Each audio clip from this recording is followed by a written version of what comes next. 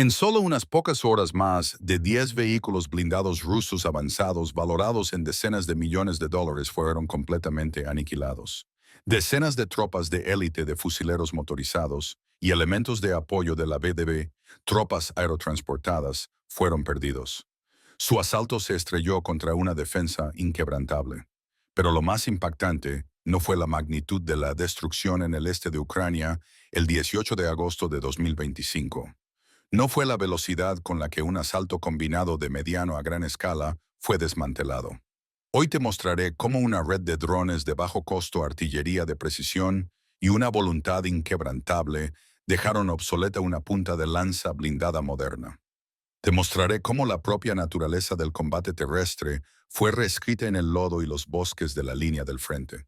Presta mucha atención, porque las lecciones aprendidas aquí definirán las guerras del mañana. La primera señal de la tormenta no llegó como un sonido, sino como un destello de datos en una pantalla reforzada. En lo profundo de un puesto de mando ucraniano camuflado, la capitana Olena Shevchenko observaba la transmisión de un pase satelital de la OTAN. Las imágenes cruzadas con inteligencia de señales pintaban un cuadro sombrío pero familiar. La concentración de equipo ruso se estaba agrupando justo más allá de la línea de contacto. Era más que la fuerza de sondeo habitual. Las firmas térmicas indicaban decenas de motores funcionando a pleno rendimiento. Ella trazó los iconos en su tableta T-72B3M, T-90M, ProRiv e incluso algunos T-80BBM. Los activos de artillería estaban siendo posicionados en puntos de disparo 2S-19, EMSTA-SC, BM-27, Huracán y el temido TOS-UA. La mandíbula de Olena se tensó. El TOS-UA significaba que pretendían incinerar todo a su paso. Activó su unidad de comunicaciones, su voz calma y medida. Todas las estaciones aquí, Vesta. Prepárense para un paquete de inteligencia prioritario. El probable eje de avance es el vector 270 apuntando a la línea defensiva Roble. Sus órdenes se propagaron a través de canales encriptados. En una posición de retaguardia, las tripulaciones de sus obuses autopropulsados Caesar de 155 mm comenzaron sus verificaciones finales.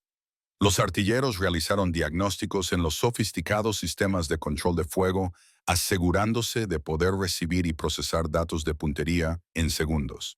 Más atrás, las tripulaciones de los PCH-2000 y los lanzadores HIMARS-Vital hicieron lo mismo.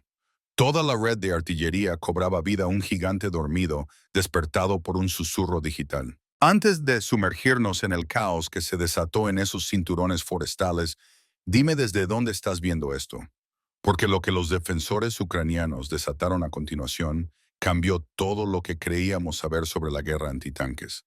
Déjame saber en los comentarios y regresemos a la línea del frente.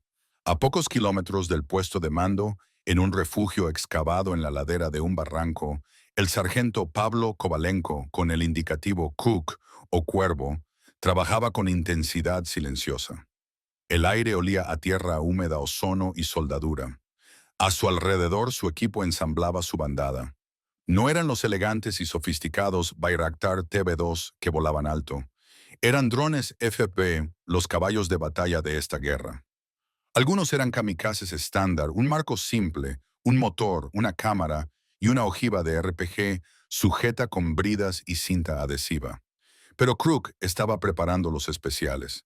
Desenrolló cuidadosamente un cable fino, como un cabello de un pequeño tambor conectado a un dron. Fibra óptica. Este dron podía volar profundamente en una burbuja de guerra electrónica, su señal de control inmune al bloqueo GPS ruso Pole 21. Era un fantasma atado a un bisturí de largo alcance para objetivos de alto valor. Luego encendió otro tipo de dron, verificando los niveles de batería. Horas antes, bajo la cobertura de la oscuridad, su equipo se había infiltrado en la tierra de nadie entre las líneas de trincheras. Habían colocado una docena de estos FPV dormidos en las ramas altas de los árboles que dominaban las probables rutas de aproximación rusas. Los drones estaban en modo de hibernación de baja potencia, esperando una señal de activación única. Eran un campo de minas aéreo preposicionado. Los durmientes están verdes, confirmó Lev, un joven soldado desde una laptop cercana. Todos responden al ping de activación. Bien, gruñó Crook, sin apartar la vista de su controlador. Déjalos dormir. Tendrán un despertar brusco. Sintió la mezcla familiar de adrenalina y enfoque frío. Su guerra se libraba a través de una pantalla granulada de 4 pulgadas, un ojo de cerradura digital hacia un mundo de fuego y acero. Al otro lado de ese ojo de cerradura, el teniente Dmitry Volkov estaba en la escotilla de su T-90M ProRiv. El motor del tanque rugía debajo de él, un zumbido profundo y poderoso que vibraba a través de las suelas de sus botas. Su tanque era una bestia, el pináculo del blindaje ruso. Pasó una mano enguantada sobre la jaula antidrones rudimentaria, soldada sobre la torreta, una adición necesaria, aunque poco digna. La voz del comandante de su compañía crepitó por la radio. Todos los elementos Berkut, verificación final. El objetivo es el pueblo de Novomikhailivka. Rompemos la primera línea. La BDB sigue para limpiar las trincheras. La preparación de artillería comienza en 5 minutos. Avancen en mi señal. Dmitry miró la línea de vehículos que se extendía detrás de él T-70 Sub-3M, sus siluetas familiares y sólidas. Transportes de infantería llenos de fusileros motorizados. Sintió una oleada de confianza. Esto era un asalto adecuado, un puño de armas combinadas diseñado para aplastar las defensas ucranianas estáticas. Se dejó caer en el asiento del comandante, el mundo reduciéndose a la vista de sus periscopios y visores térmicos. Conductor avanza, ordenó. Mantén la formación. Artillero carga proyectil HEAT. Vigila las posiciones de ATGM en la línea de árboles. Los cinturones forestales, las infames selincas, eran el mayor peligro. Muros densos de verde veraniego que podían ocultar a un hombre con un javelin hasta que fuera demasiado tarde. Pero el plan era abrumarlos. Velocidad, violencia y el poder crudo del TOS-1A allanarían el camino. No tenía idea de que estaba entrando en un nuevo tipo de infierno. El mundo estalló en truenos. El bombardeo ruso comenzó puntualmente según lo programado. La tierra tembló cuando docenas de proyectiles de 152 mm de los obuses MST-C gritaron por encima. Los cohetes de los lanzadores BM-27 Huracán siguieron rasgando el aire con un rugido ensordecedor, cubriendo las trincheras ucranianas de primera línea con explosiones. Luego vino el sonido más temido de todos, el rugido gutural del TOS-1A lanzando sus ojivas termobáricas. Enormes bolas de fuego florecieron sobre las posiciones ucranianas, succionando el oxígeno del aire y creando una onda de sobrepresión devastadora. Era un espectáculo de puro poder aterrador diseñado para quebrar la moral antes de que el primer tanque cruzara la línea. Pero en el puesto de mando de la capitana Olena Shevchenko era solo datos. Entrantes, gritó un analista, aunque todos podían sentirlo. La pantalla vinculada al radar de contrabatería AN TPQ-50 se iluminó rastreando instantáneamente las trayectorias de los proyectiles y cohetes rusos hasta sus puntos de origen. Iconos rojos florecieron en el mapa de Olena.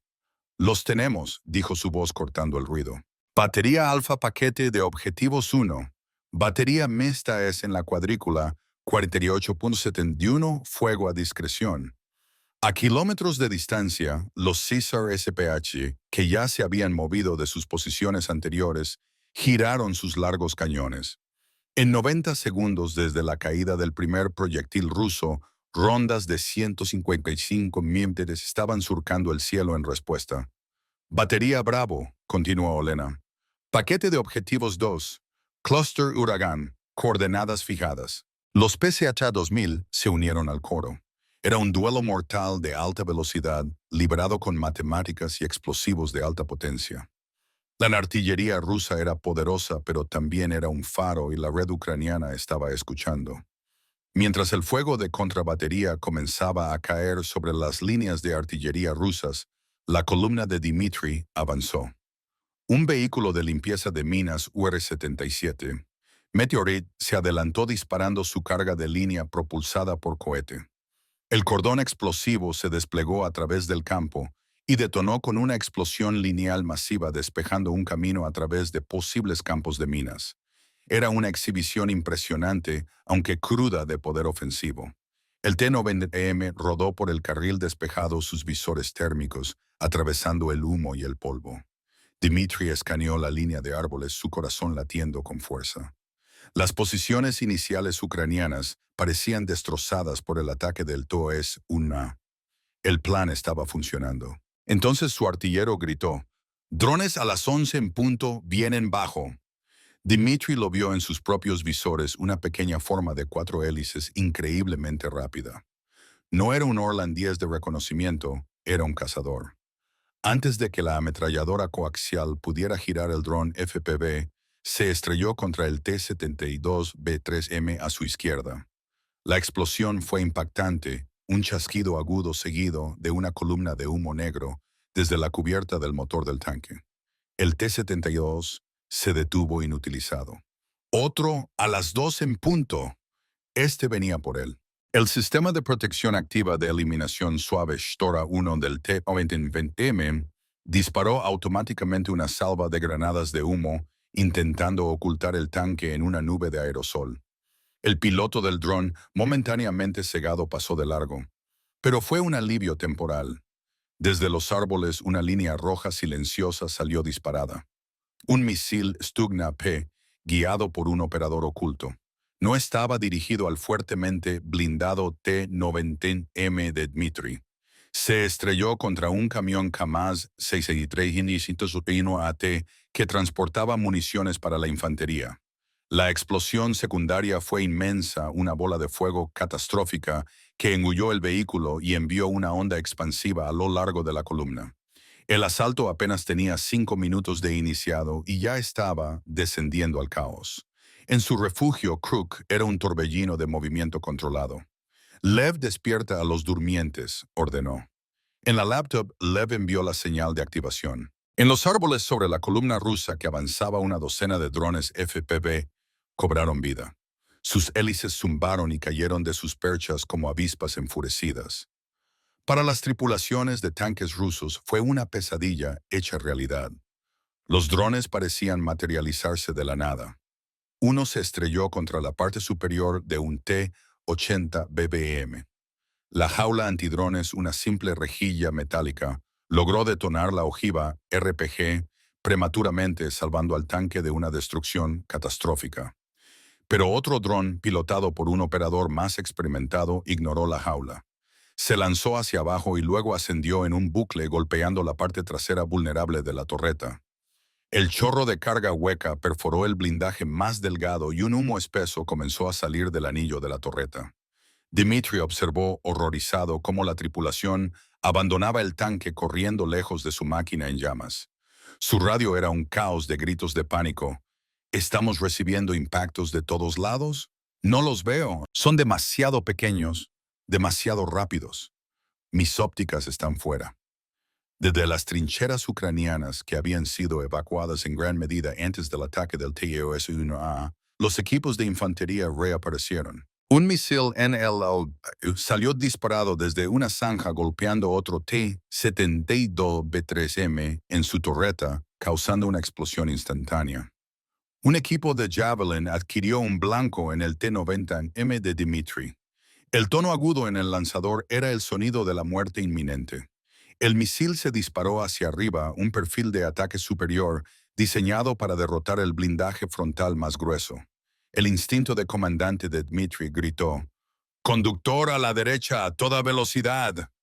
El T-90M se tambaleó violentamente patinando en el lodo. El misil Javelin, siguiendo la firma térmica de su objetivo, se estrelló contra el suelo justo detrás del tanque rociándolo con tierra y metralla. Estaban vivos pero estaban estancados. La punta de lanza estaba rota, atrapada en un campo de fuego, cazada desde tierra y aire. Aún aquí, lo que sucede a continuación no se trata solo de tecnología. Se trata de las decisiones en fracciones de segundo que determinaron quién vivió y quién murió en los bosques del este de Ucrania. Si te fascina la cruda realidad de la guerra moderna, pulsa el botón de «Me gusta» y suscríbete. No querrás perdértelo. El punto de inflexión llegó con un crepitar de estática. Atención elementos Berkut, anunció una voz rusa tensa por la red de mando. Activando Pol 21. Repito, activando contramedidas electrónicas. De repente la pantalla de Crook parpadeó. Señal perdida, gritó Lev. Están interfiriendo. El GPS está caído. Las frecuencias estándar son un muro de ruido. Los sistemas de guerra electrónica rusos, el Pole 21 y el Mobile Lear 3, habían creado una burbuja protectora sobre su columna estancada. Por un momento el enjambre de FPVs ucranianos titubeó. Los drones sin enlace de control simplemente caían del cielo o volaban sin rumbo hasta que sus baterías se agotaban. Dmitry sintió un atisbo de esperanza. Los han cegado, murmuró. Ahora podemos reorganizar. Pero su esperanza fue efímera. Están bloqueados, dijo Crook con calma, dejando de lado su controlador estándar. Entonces vamos a la vieja escuela. Tomó el controlador del dron de fibra óptica. Lanzando el cable, anunció usando el apodo del sistema. El dron despegó no con una señal de radio, sino con una conexión física al operador. Un cable de fibra óptica más delgado que un sedal se desenrolló desde un tambor en su parte trasera, siguiéndolo por kilómetros. Era inmune a las interferencias. La pantalla de Crook volvió a la vida a la vista clara y estable. «Estoy dentro», dijo con el enfoque de un depredador en su voz. Voló el dron sobre el campo de batalla caótico, pasando por los restos ardientes de los T-72, ignorando la lucha de infantería. Tenía un objetivo más importante. Sus órdenes eran claras: encontrar la artillería, encontrar la fuente del fuego que había intentado incinerar a sus hermanos en las trincheras. Empujó el dron más profundo el cable, desenrollándose detrás de él una frágil línea de datos. Voló sobre la línea del frente sobre los elementos de apoyo rusos hacia su área trasera. Y entonces lo vio, estacionado en una depresión poco profunda, parcialmente oculto por una red de camuflaje, estaba el lanzador TOS-1E. Su tripulación intentaba frenéticamente recargar los enormes tubos de lanzamiento desde un vehículo de apoyo. Era el monstruo vulnerable. «Vesta aquí, Crook», dijo por su auricular. «Tengo ojos en el Solensepec. Estoy atacando». Empujó la palanca de control hacia adelante, poniendo al dron en una picada pronunciada. La vista en su pantalla se precipitó hacia el objetivo. La tripulación rusa levantó la vista, sus rostros una mezcla de confusión y terror repentino. Era demasiado tarde. Crook mantuvo el punto de mira fijo en el vehículo de recarga lleno de cohetes termobáricos. La pantalla se volvió estática. A kilómetros de distancia, una explosión secundaria colosal desgarró la retaguardia rusa. El TOS-1A y su vehículo de municiones fueron vaporizados en una bola de fuego de su propia creación. Simultáneamente, la capitana Olena Shevchenko estaba orquestando otra parte de la cadena de eliminación. Un Bayraktar TB2 de gran altitud, operando fuera del alcance de los Shorad rusos de primera línea, había detectado la batería Mesta-S que había iniciado el ataque. Las tripulaciones de los cañones rusos, pensando que la amenaza inmediata había terminado, se habían vuelto complacientes. Las coordenadas fueron retransmitidas instantáneamente al puesto de mando de Olena. No asignó a sus propios Caesars, estaban ocupados suprimiendo otros objetivos. Esto era un trabajo para una herramienta diferente. Elemento HIMARS, aquí Vesta. Están autorizados para la misión de fuego Guadaña. Paquete de objetivos 3, coordenadas a continuación, alta prioridad. En una ubicación segura lejos del frente, se recibió el comando. La tripulación de un lanzador HIMARS confirmó los datos. Con un zumbido hidráulico, el pod de lanzamiento se inclinó hacia el cielo. Segundos después, una salva de cohetes GMLRS se encendió dejando senderos de fuego mientras ascendían a la atmósfera superior en una trayectoria balística precisa. Estaban guiados por GPS, pero su trayectoria de vuelo era demasiado alta y rápida para que las interferencias rusas localizadas tuvieran efecto. Minutos después, en el lado ruso, el cielo llovió tungsteno. Las submuniciones tipo M737 de los cohetes cubrieron la batería Mesta-S, destrozando los obuses autopropulsados, encendiendo combustible y devastando a las tripulaciones. La red de mando de artillería rusa pasó de un fuego de contrabatería organizado a gritos de pánico y luego al silencio. La pérdida de su apoyo de fuego pesado, tanto el arma de terror termobárico como sus obuses principales, fue el clavo final en el ataúd del asalto. El puño había perdido su martillo. La retirada fue un asunto desesperado y desordenado. Los comandantes rusos, con su mando y control destrozados, su apoyo de artillería desaparecido y su blindaje siendo desmantelado, dieron la única orden que podían. Todos los elementos Berkut desenganchen, lancen humo y retírense a posiciones de repliegue. Dmitry Volkov golpeó con el puño el interior de la torreta por frustración. Conductor retrocede. Cubre el T-80 a nuestra izquierda.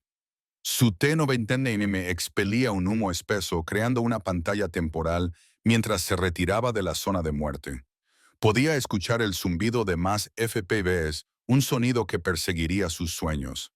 Algunos aviones Su-25 Frogfoot rusos rugieron bajo sobre el campo de batalla, intentando proporcionar algo de apoyo aéreo cercano para la columna en retirada.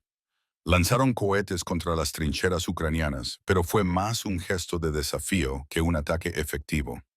Los pilotos sabían que más atrás las baterías NASAMS e Iris-T SLM ucranianas estaban esperando. Operaban al borde de una red de defensa aérea en capa sofisticada. Un solitario MiG-29 ucraniano, en una misión de alto riesgo, hizo un pase rápido forzando a los Su-25 a interrumpir su ataque y centrarse en la autopreservación. El aire pertenecía a los drones y los misiles. En una hora el campo de batalla quedó en silencio, salvo por el crepitar de los vehículos en llamas y el eco distante de disparos esporádicos de armas ligeras. El suelo era un cementerio de acero ruso. Al menos 10 vehículos blindados, incluido el preciado T-90M de Dmitry, que había sufrido un impacto de movilidad por una mina durante la retirada, fueron destruidos o abandonados. El UR-77 Meteorit, el camión KAMAZ y múltiples transportes de municiones eran restos humeantes. Las pérdidas en artillería de alto valor fueron aún más asombrosas. El TOS-1A había desaparecido. La batería Mesta-S estaba paralizada. Un lanzador Uragán había sido alcanzado en el duelo de contrabatería. Decenas de infantes rusos estaban muertos o heridos. En el lado ucraniano el costo fue milagrosamente ligero. Unos pocos vehículos ligeros dañados. Las pérdidas de personal fueron mínimas. La advertencia temprana de la ISR de la OTAN, las posiciones defensivas bien dispersas y el rápido reposicionamiento de la artillería habían salvado innumerables vidas. El asalto ruso no solo fue detenido, fue decisivamente derrotado. La defensa ucraniana se mantuvo exigiendo un precio castigador por cada metro que los rusos intentaron tomar.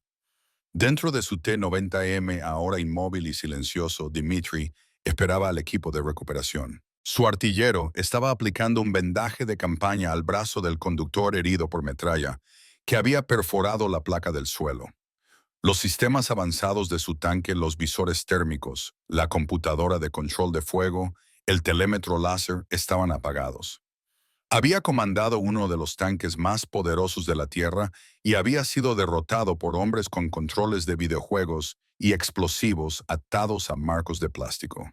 Pensó en los tanques envueltos en cables que había visto en otras unidades, un intento desesperado e improvisado de cortocircuitar los drones FPV.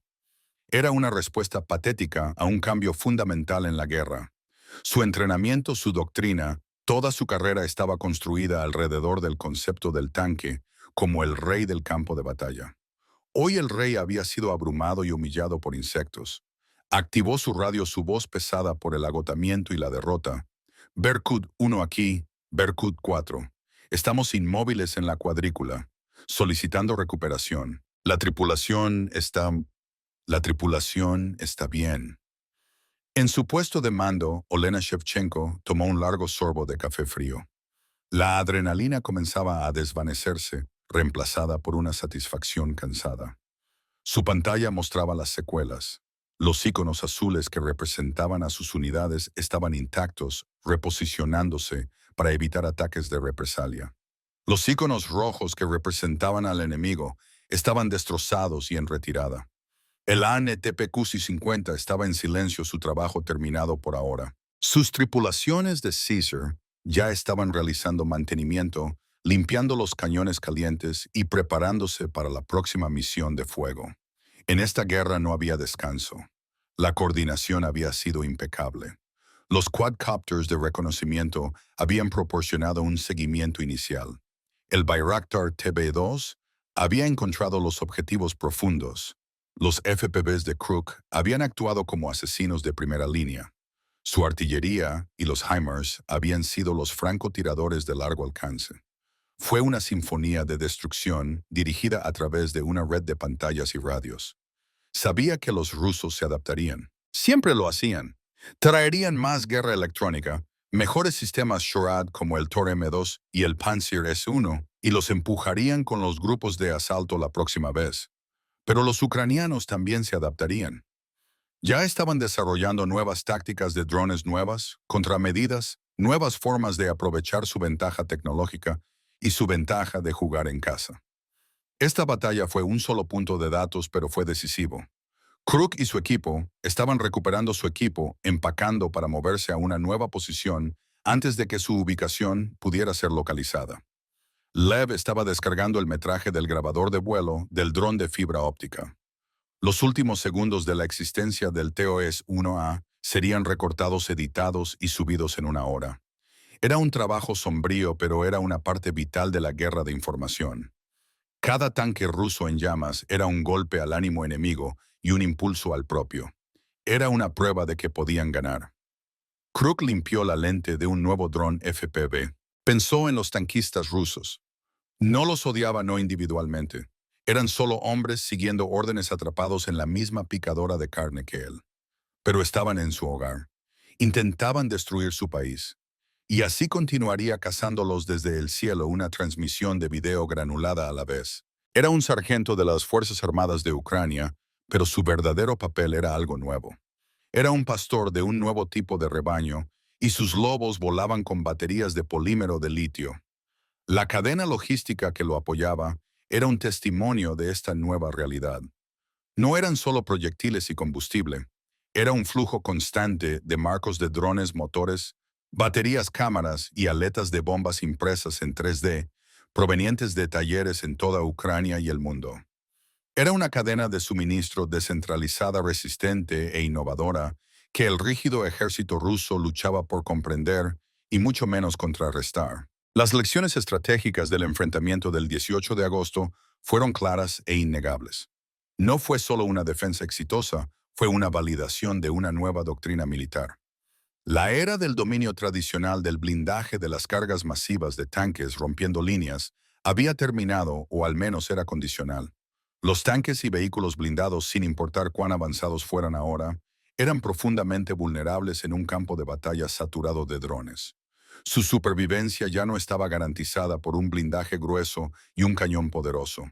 Ahora requería una burbuja de protección integral móvil y robusta guerra electrónica para bloquear las señales de los drones y una defensa aérea de corto alcance en capas para derribar a los que lograban pasar.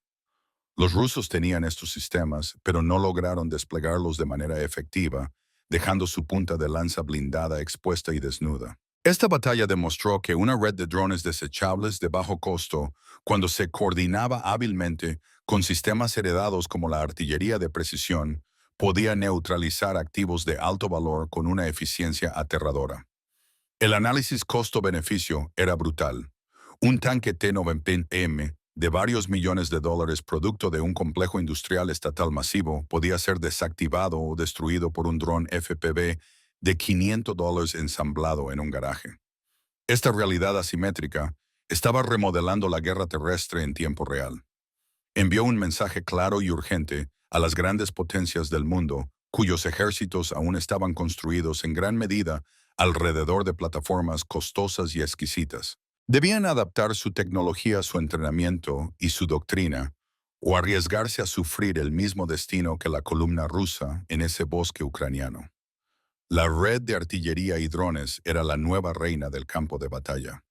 Mientras el sol se ponía sobre el este de Ucrania, proyectando largas sombras desde los restos esqueléticos de los tanques quemados, la importancia del combate de ese día comenzó a cristalizarse.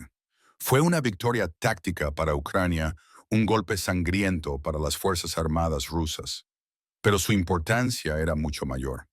Fue un vistazo al futuro del conflicto, un futuro donde los enjambres son más importantes que el blindaje, donde las redes son más importantes que los números, y donde un soldado con un controlador de drones puede ser tan decisivo como un piloto en un jet de varios millones de dólares. Los campos y bosques de Ucrania se habían convertido en un laboratorio brutal y de alto riesgo para la guerra del siglo XXI, y los resultados estaban siendo observados de cerca en todas las capitales y cuarteles militares del mundo. Mientras los tanques Leopard 2X6 y T-64BB de los defensores ucranianos demostraban su resiliencia y los drones FPV demostraban su dominio en este pequeño pero crítico lugar, surge una nueva pregunta. ¿Forzará este cambio tecnológico una reinvención completa de cómo los ejércitos principales abordan la guerra terrestre? Esto es Navy Goba. Suscríbete y únete a nosotros mientras continuamos analizando los conflictos de hoy para entender la guerra del mañana.